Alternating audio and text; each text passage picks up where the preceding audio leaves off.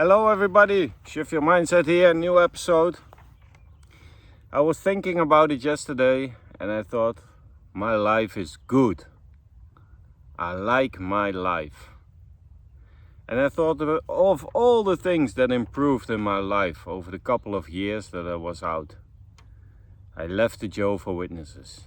And I want to talk to you about one thing, and that's marriage or relationships after you left the JWs. It's far better for me than I was a JW. So I was thinking about it from the past. I was thinking, yeah, but it's also doomed to be going wrong. Why? Because I was thinking, most people are getting involved in a sort of kind of relationship, dating, when they are very, very young, about 17, 18 maybe. A lot of people around me married about when they were 18, 19, 20 years old. So that's still very early in your journey of life. And dating as a JW was already strange because for me, I never wanted to date when I was 17, 18. I was not that quick, luckily. But dating was also a burden on my shoulder, was already a backpack with a few stones in it. Because they told me, if you are going to date somebody, it's serious and you have intention to marry someone. How can I be certain that I want to marry someone when you want to know someone? Because that's dating, getting to know someone. And dating in JW, how can you know someone if you are never alone? Because there's a chaperone walking behind you on 2 steps behind you. There's no touching, there's no intimacy, there are no really deep conversations. In my case, I don't know what's your experience. Let me know. I'm happy to learn and to learn from you guys. But in my case, it wasn't that deep conversation. We were still young. It was about the organization, and they encouraged me to study the Watchtower for Sunday during the week on the phone with my girlfriend and stuff like that. So that has nothing to do with what kind of person are you, what are the things you like, what you want to achieve in life. There's no achievements, it's only the organization. So dating is already a very complex situation, I think. Because you couldn't get to know each other because there were always your parents around or a chaperone, or you were in a congregation and stuff like that. So already the whole freedom in it and just wanna explore things was already off the table. So it's also a very strict way of getting to know someone. And a lot of people I know were sexually frustrated, of course, because you have a girlfriend or you're dating someone and you want to be intimate with that person at a certain level, but you couldn't. So what I saw was, after 6 months, I even know a guy who married a girl after 3 months from the first time they saw each other. The wedding was 3 months later. 3 months. Marriage didn't survive. Surprise, surprise. But that's what it is. Because we're so fixated on the things because we only hear no. I want to be no. I want to go to that girl. No. Then you're alone, and Satan and the devil is gonna lure you in his trap, and then you're gonna yeah, all those things. So dating was hard. So you wanted to be together, but it wasn't allowed to be together. So you think, oh, then we go and marry soon. So you get married soon. You didn't even know that person deeply because mentally and physically you didn't know that person.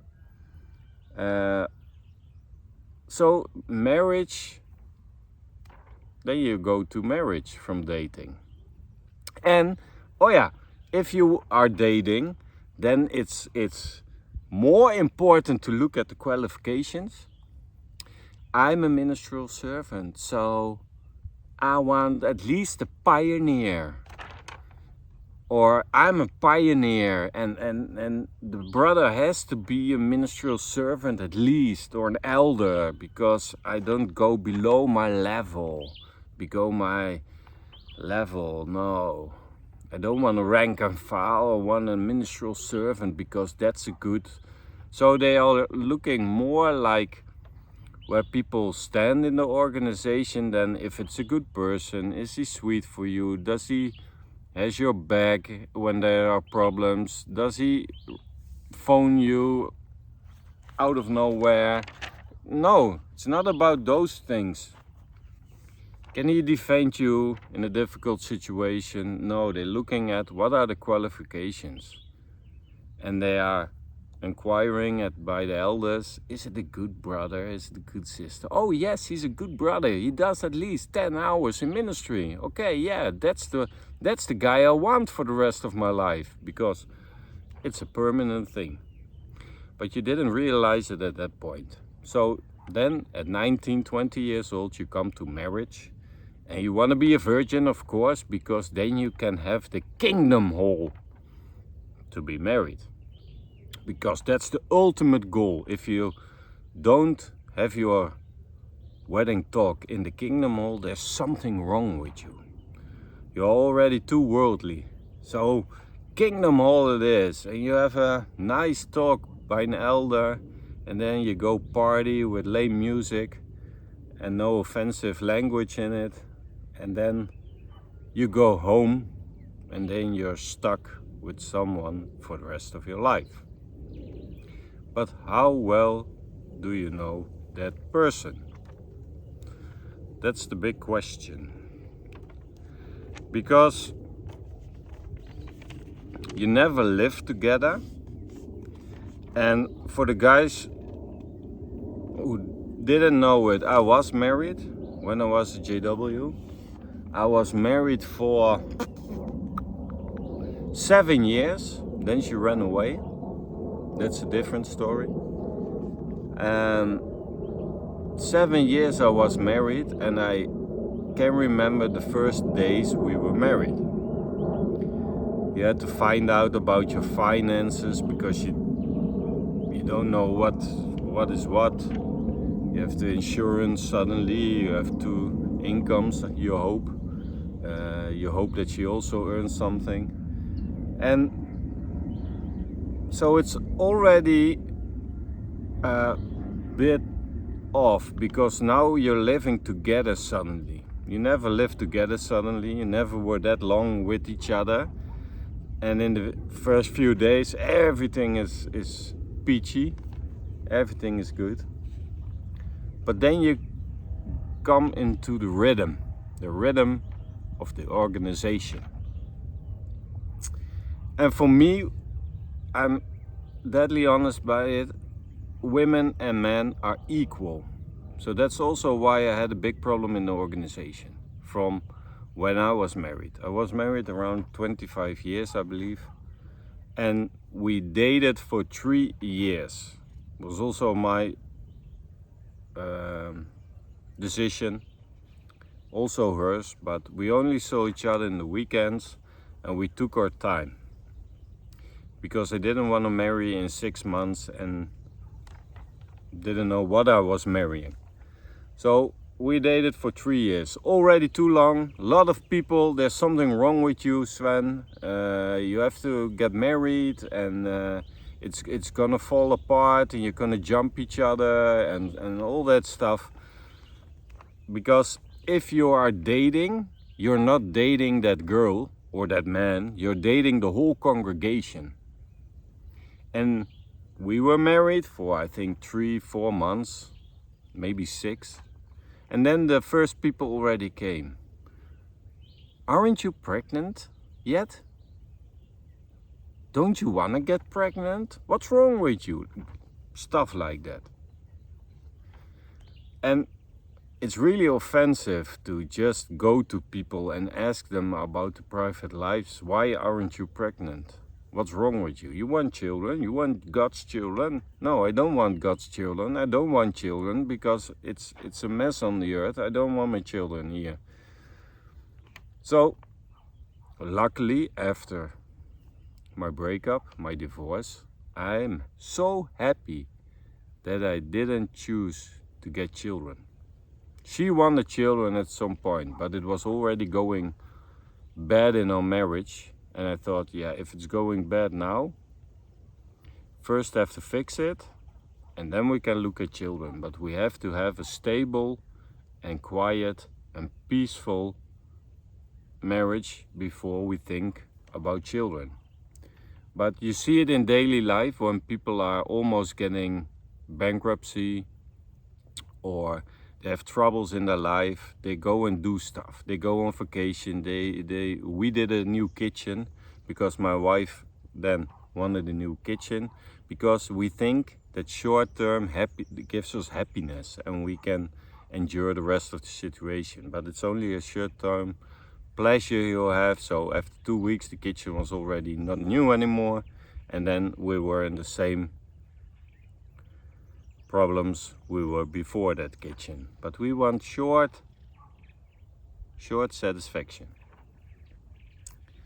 So you get into marriage and then it's becoming a problem, because men and women can be equal in marriage. And I was fighting about it with the elders, because they came on a shepherding talk, 2 brothers. Yeah, we didn't see you guys in the ministry for a few weeks. I said, no, it's possible. Okay, but Sven, you have to take the lead into studying before the meetings, and you have to take the lead for the ministry for you and your wife. I said, why? She has a car. We have 2 cars. She has a car. She can go if she wants. Don't put it on me, because we're 2 individuals living together, but she can do also what she wants. So if she want to go into ministry, she has a full tank of gas, no problem, she can go. But if she doesn't go, it's not only my problem, it's our problem. And I don't see it as a problem, but you guys mentioned the problem. So if you are an elder's wife, your elder husband has a lot of secrets. So it's already based on not being equal to each other. We also remember a video of a woman, a sister, who was teaching the children more than the husband. The husband couldn't get between her and her advice. So women are, how do you call it? Yeah, that's also my point, yeah, I know it. Women have to be submissive and obedient. Why? Why do we want submissive women? I don't want a submissive woman, because a submissive woman brings out the bad things in you. Because if someone is submissive to you, it's easier to go over their boundaries for you. And I don't like that.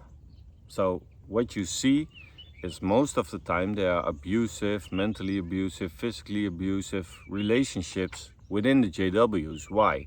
Because the wife has to be submissive, she has to keep her mouth shut, she has to listen, blah blah blah, and he gets even more. He's growing every day. So then you go over personal boundaries. And that's the problem. That's the problem in the JW organization. They don't respect each other's boundaries. That's a big problem. Because we all need personal boundaries. We all need personal space. There is no personal space. If my wife now, I have a lovely wife now, not submissive, not obedient at all, but I like it. You have to like a little bit of a feisty girl, feisty woman. But if she wanna go and have some days on her own, she can do it. I'm happy for her. Because she needs some time alone. She's gonna read or she's gonna do whatever she wants. But the JWs, if you say as a wife or as a man, I'm going to, I don't know, some Airbnb 100 kilometers away and I'm gonna sit in silence in nature on my own, they're not gonna allow it. It's weird. What are you gonna do? Because they are not trusting each other. The people I know who are following their husband or their wives on their phone all day where they are and who they're with, they're superstitious 24/7 because they also have those needs to have secrets, and the organization is developing that also in you, to have a secret life. There's so many people who live secret lives and pretend to be the best husband or wife. And that's because we don't have personal boundaries. We are not taught to grow a backbone. Because in the beginning also, when I had my new relationship, now 3 years, almost 4 years with my wife, I also had no backbone, not enough. I had a backbone, but not enough. And she just wants honesty. But we're so programmed that way that we avoid certain talks with each other. Just open and honest talks with each other. It's almost impossible if you were growing up as JW. We're always avoiding the topics. We're always going around it. We never address what's going wrong. We're so busy avoiding issues or say, oh, sorry, it's my fault, because we have to be the bigger man. We're always avoiding the issues instead of talking about it. When do you remember as a JW you had a good, honest talking about some issues? Though the other one is crying or takes it personal, thinks you're a victim. No, I'm just the messenger of something what is triggered in you inside. And let's talk about that. Just be honest. Just say, hey, you made me feel sad now. Okay, that's not my intention, but why are you feeling sad? Hey, you don't feel good enough. You don't have enough self-love. You don't have your personal space, your personal boundaries set up. That's nothing to be ashamed of, and it's nice that you want to work together with someone on that, and that you can grow together, that you can to be together to get the best out of you, but also out of your wife or your man, that you can grow equally. Whenever I grow, she grows. Whenever she grows, I grow. That's how it should be. And I'm a big fan of not walking away in a marriage when it's going wrong. I strongly believe that you can work things out, but in the organization you can't work things out because we're not equal, men and women. A woman and a man are not equal. So that's the first thing that's going wrong. So we have already a disbalance in our marriage. And we have to have balance in life, in marriage, in every aspect of life. But The only way you get out of a marriage in JW land is through adultery. And otherwise you're not free to remarry, both of you. So someone has to make a mistake first, and it's a chess game. Already unnecessary thing, I believe. But you have adultery. So I often also saw cases firsthand, not mine but close by, that someone was committing adultery, said something to the husband or wife, and he or she forgave him because of intimacy hour. But after being intimate with the woman or the man, new light came to the surface, and those things pushed him over the edge. He said, no, with this new information I don't want to be with you anymore, because this is too much. What you told me was nothing compared to what you tell me now. So I want a divorce. I still want to have a divorce. So he goes to the elders and he said, I want to divorce my wife. I said I'll forgive her, but now with the new information I want to divorce her. And the elders asked them, were you intimate with her? Yes, last night, but after being intimate with her, she told me the rest of the story and I want to divorce her. No, but if you are intimate with her, you have forgiven her. That's the truth, people. That's what they do. So, if you just have sex with someone and after sex you admit your stuff and they can't go and divorce you because they had already forgiven you. But there are so many strange rules that causes the problem that from dating on till marriage, a lot of people are not happy with each other because you didn't even know each other that well, and when are you together, it's not equal.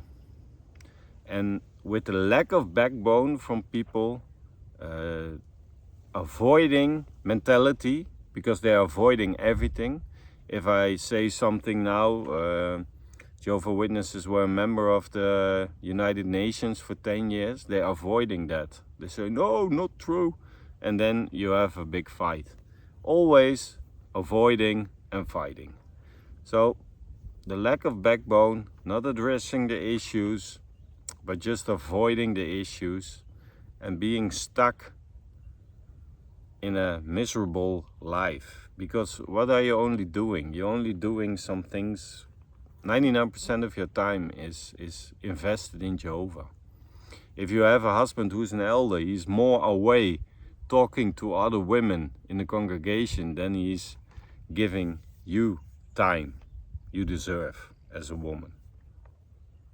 I see it a lot of times. I see elders going in and out in the house, only eating, and then they go to a shepherding visit, then they go there, then they have a judicial meeting, then they go there, and the wife is sitting alone at home, waiting for a man to give her some attention. So people, we can do more. And now, when I left the JWs, my relationship with my wife, my new wife, for 4 years, is better than ever. But also my relationship with other people are more valuable to me, but also a lot of more deeper conversations are in place for me. It's about really being interested in another person. And with my marriage now, I can say everything I want, every doubt I have. as long as I'm being honest, because honesty is for her number one, and I admire that so much. Whatever it is, if I'm being honest, I can say everything I want. Also about how I'm feeling. I never told my wife when I was a JW how I really felt, because she always had to have an appearance in the congregation and stuff like that. But it's so nice to just take all of those masks we're carrying off, just to be authentic. And if I'm struggling with something, I can tell it my wife. She already sees it on me, and if she asks me before I can speak, I can tell her in all honesty what I'm thinking, that I'm feeling sad, or that I miss my dad, or that I miss my mom, or I couldn't say goodbye to her, or whatever it is. It's just someone who has your back 24/7, in good and in bad times. What we always say, but now I'm feeling it truly. And I didn't feel it when I was a JW, because all of those external factors who were in place, the congregation, the elders, my parents-in-law who were almost harassing you when you were not in the congregation. They were on the doorstep. Where are you? Are you sick? Because we missed you. And there's always people looking, spying on you, so you couldn't be yourself. And now we're free, we can do whatever we want, but we have each other, we have each other's backs. And if someone needs counseling or whatever, I can talk freely, I can express myself again. I'm expressing myself a lot more than I did in all the 30 years I was a JW in 1 month now. And you can just be your authentic you. You feel safe. I never felt myself safe to say something, because if I was critical thinking about a brother saying something on stage or whatever, I couldn't speak out, because it was used against me if I did. So we're holding back a lot of stuff. And now I can freely talk whatever I want. I can say anything. No one is judging me. No one is mad at me, because you just are yourself. With all honesty, it's the best thing you can be. So people, thank you for this episode. See you next time.